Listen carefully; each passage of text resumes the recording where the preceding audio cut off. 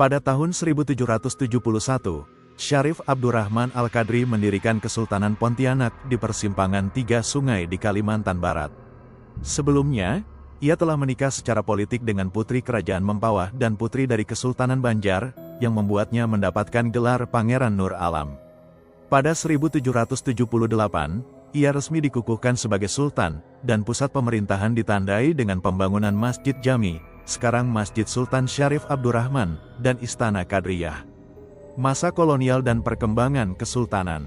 Pada 1779, Kesultanan membuat perjanjian dengan Belanda yang memungkinkan mereka mendirikan kawasan kegiatan di Tanah Seribu. Setelah Sultan Syarif Abdurrahman wafat pada 1808, takhta diwariskan kepada putranya secara bergantian. Sultan Syarif Qasim, tahun 1808 sampai tahun 1819. Mempererat kerjasama dengan Belanda dan Inggris. Sultan Syarif Utsman, tahun 1819 sampai tahun 1855. Melanjutkan pembangunan masjid dan memperluas istana. Sultan Syarif Hamid, tahun 1855 sampai tahun 1872. Dinobatkan setelah ayahnya meletakkan jabatan. Sultan Syarif Yusuf, tahun 1872 sampai tahun 1895. Lebih fokus pada bidang keagamaan dan penyebaran Islam. Sultan Syarif Muhammad, tahun 1895 sampai tahun 1944. Memerintah paling lama, mendorong modernisasi, pendidikan, kesehatan, dan perkembangan ekonomi seperti perkebunan dan industri minyak kelapa. Masa pendudukan Jepang. Kedatangan Jepang pada 1942 mengubah nasib kesultanan. Pada 1944, Jepang menghancurkan Kesultanan Pontianak dan melakukan pembunuhan massal terhadap Sultan Syarif Muhammad beserta keluarga, bangsawan, dan tokoh masyarakat dalam peristiwa yang dikenal sebagai peristiwa Mandor. Tragedi ini menjadi salah satu faktor terjadinya Perang Dayak Desa. Setelah kemerdekaan Indonesia, putra Sultan Syarif Muhammad, Syarif Hamid II, yang selamat karena ditawan di Batavia, kembali dan dinobatkan sebagai Sultan pada 1945. Ia berperan penting dalam menyatukan Kesultanan Pontianak dan kerajaan-kerajaan lain di Kalimantan Barat untuk bergabung dengan Republik Indonesia Serikat. Ia juga menjabat sebagai Kepala Daerah Istimewa Kalimantan Barat dan menjadi perancang lambang negara Indonesia. Setelah Sultan Hamid II wafat pada 1978, jabatan Sultan kosong selama 25 tahun. Pada 2004, Syarif Abu Bakar Al-Qadri diangkat sebagai Sultan Pontianak ke-8. Sebelumnya, pada 2001, pihak bangsawan juga telah mengukuhkan kerabat muda untuk melestarikan tradisi dan budaya Melayu Pontianak. Selain Masjid Sultan Syarif Abdurrahman dan Istana Qadriyah yang jadi ikon sejarah, banyak nilai dan tradisi Melayu Pontianak yang tetap dilestarikan.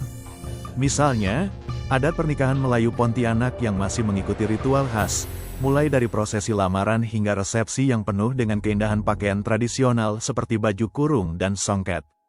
Masakan khas Pontianak juga jadi bagian dari warisan Kesultanan loh.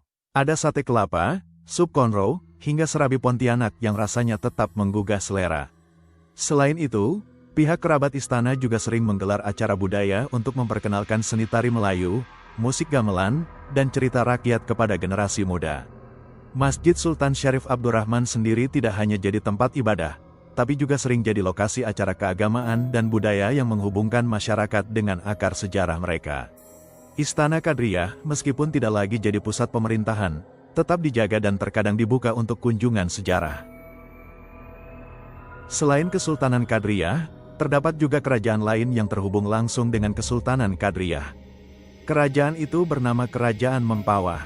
Kerajaan Panembahan Mempawah adalah sebuah kerajaan Islam yang saat ini menjadi wilayah Kabupaten Mempawah, Kalimantan Barat, Indonesia.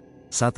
Nama Mempawah diambil dari istilah Mempauh, yaitu nama pohon yang tumbuh di hulu sungai yang kemudian juga dikenal dengan nama Sungai Mempawah. 2. Pada perkembangannya, Mempawah menjadi lekat sebagai nama salah satu kerajaan, kesultanan yang berkembang di Kalimantan Barat. 1. Riwayat pemerintahan yang pernah ada atau mencakup wilayah Mempawah sendiri terbagi atas 2 periode, yakni pemerintahan lokal pada wilayah terbatas.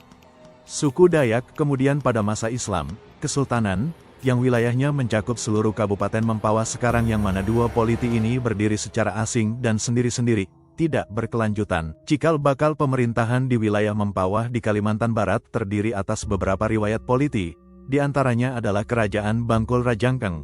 3. Kerajaan Bangkul merupakan kerajaan orang-orang suku Dayak yang berdasarkan cerita lisan didirikan oleh Nepetik Terbalik Rumaga di sebuah tempat yang bernama Bahana.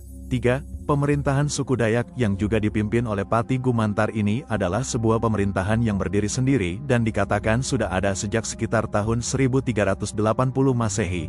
4. Dikarenakan pusat kerajaan ini berada di pegunungan kawasan Sadaniang, di daerah Sangking, Mempawah Hulu, maka kerajaan ini lebih dikenal dengan nama Kerajaan Sidiniang. 4. Eksistensi Kerajaan Sidiniang tidak lepas dari ancaman. 2. Salah satunya adalah serangan dari kerajaan suku Biaju. 2. Dalam pertempuran yang terjadi pada sekitar tahun 1400 M itu, terjadilah perang penggal kepala atau perang Kayau-Mengayau yang mengakibatkan gugurnya Patih Gumantar. 2. Dengan gugurnya Patih Gumantar, riwayat kerajaan Sidiniang pun berakhir. 1. Namun, ada pendapat yang mengatakan bahwa kedudukan Patih Gumantar diteruskan oleh putranya yang bernama Patih Nyabakeng.